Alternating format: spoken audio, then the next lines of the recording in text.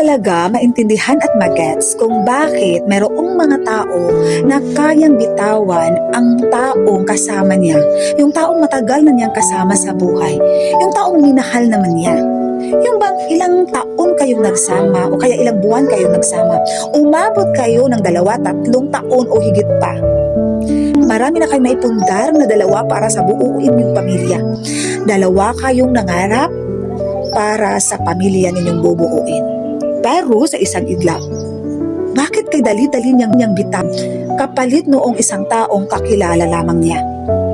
Yung taong nakilala lamang niya ng ilang araw, yung taong nakasama lamang niya ng ilang araw, kayang ipagpalit yung taong nakasama niya ng ilang buwan at ilang taon.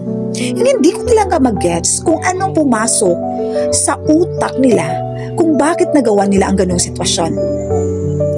Yung bang kayang kalimutan ang lahat para sa isang taong hindi man lang niya kilala, sa isang taong wala pa man lang siyang background.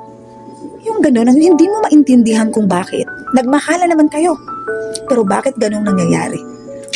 Ang hirap talaga.